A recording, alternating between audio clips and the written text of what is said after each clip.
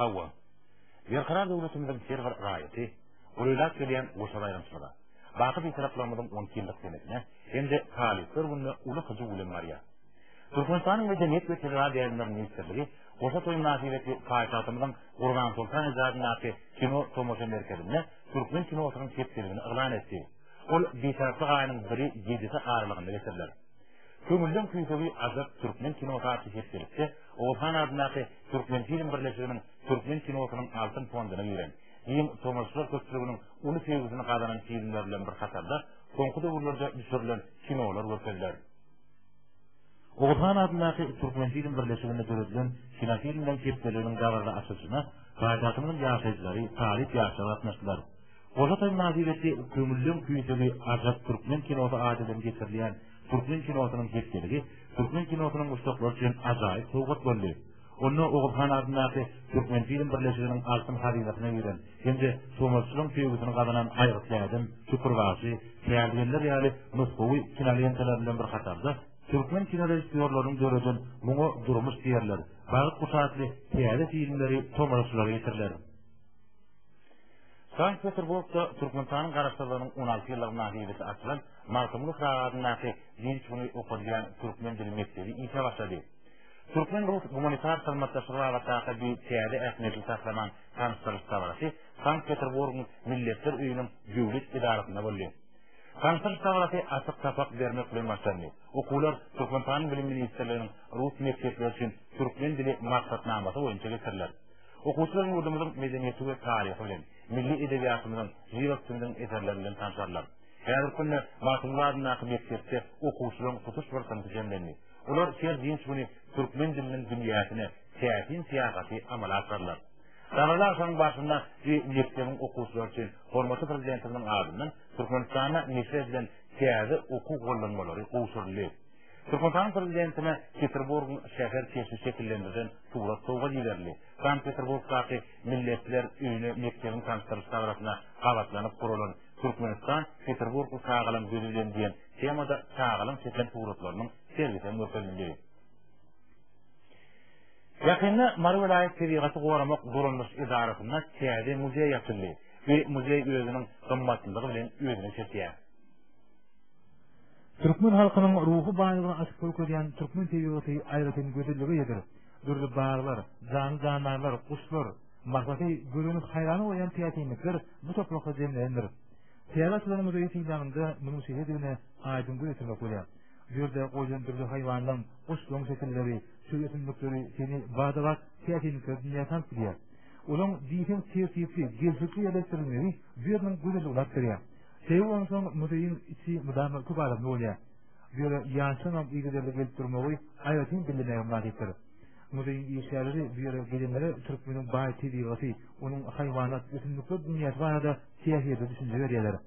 Vilayetin tebiğatı korumak var da tünelmenleri müzeyi hassa bağıştırmak var da ilgilerle alabiliyorlar. Bu da müzeyin siyasiyetliğini gelecekte hassa artırır. Yazarın sağlıklı oli her dinç günde olsa yani bugünün kök adamı oli.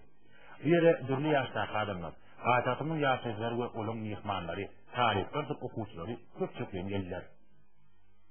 Köpçüklerin içinde yerleşen Arap'ta kuvali, Alilvan gülleri, bağırı getiren giyindiği vardağı, bugünkü bir taraflı gayının ilkinci dinç günden üreyen kök adamı oli.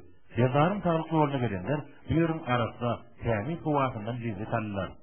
Bakı bir taraflarımızın 12 yıllık sahanda denetine varayan iyileşenler, bugünkü dinç günü dar belirtiliğinden birine çakarımın asfavadi, ulu büyükün sentiladılar. Bir yere geliyenler, yine bir arasında huvada dinç almak, ruhunu bayatına oturunlar, iyice sağlığını verketmek, ziyartlarına şifaat atmak maksadından geliyorlar. Sonuçuyla serdarın sağlıklı olu, alayda da iyi seferler, huvan imkanı vakti diyeceğim kötü adamlı oluyor. Bir yerde isteyenlik var, yaştan soğukunlu teslerli, yaşın lekin buyutansı karayışlarını, ruhunun yüzlerini görmek oluyor. Bir yerinin saltlarmak için faydacık arayan yaşlarım, bir yere gelen faydatımın yaşayıcılarım, türlü yerlerden gelen yıkmanlarım, iyi halkın sağlığını ehsad attan yukarıda koyan, koruması prezidentimi de siyasi minnettarlık bildiriyorlar.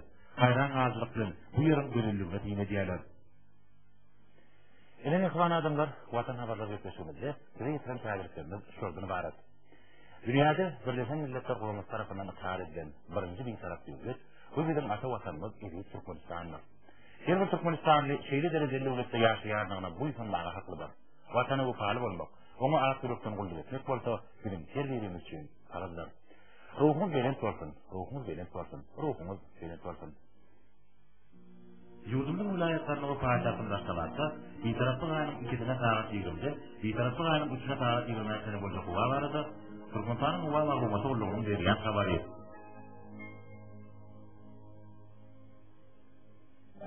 Balkan vilayetinde ülkep yan burta kuva bulup, vilayetin kâr etraflarını yağışyalar. Emrağadı kurmatadan tezgili sekunta tekil 13 metre kâyerlerine 18 metresin yeten şemalı utur. Kuva giycesinin olcaya sıradı, kâyerlerine 12 gradu geçinmeyer. Gündüğüne 3 tekil gradu, kâyerlerine 12 gradu geçinmeyer olur. Ahal vilayetinde ülkep yan burta kuva bulup, yedin ve gündüğüne vilayetin kâr etraflarını yağışyalar. Günorta kurmatadan tezgili sekunta tekil 13 metre yeten şemalı utur. Hava gecesinin olcaya gradu mayıl, gündüzüne 7-12 gradu, günortadan kâyerlerine 18 gradu geçinmeyer olur. Mali vilayetinde ülkep yan burta kuva bulup, günün ikinci yarımında vilayetin kâr etraflarını yağışyalar. Günorta kurmatadan tezgili sekunta tekil 13 metre yeten şemalı utur. Hava gecesine 1 gradu soğuktan 4 gradu geçinmeyer, gündüzüne 13-18 gradu mayıl olur. Sivas vilayetinde ülkep yan burta kuva bulup, günün ikinci yarımında vilayetin kâr etraflarına yağışyalar. Günorta kurmatadan tezgili sekunta tekil 13 metre yeten şemalı utur. Hava gecesine 1 gradu soğuktan 4 gradu geçinmeyer, gündüzüne 12-17 gradu mayıl olur. Daşoğlu vilayetinde ülkep yan burta kuva bulup, gündüzüne vilayetin kâr etraflarına yağışyalar. Günorta kurmatadan tezgili sekunta tekil 13 metre yeten şemalı utur. Hava gecesine 0-5 gradu mayıl, gündüzüne 6-11 gradu mayıl olur. Payitahtın Aşgabatda ülkep yan burta kuva bulup, gündüzüne yağışyalar. Günorta kurmatadan tezgili sekunta tekil 11 metre yeten şemalı utur. Hava gecesine 1-3 gradu mayıl, gündüzüne tekil 10 gradu mayıl olur.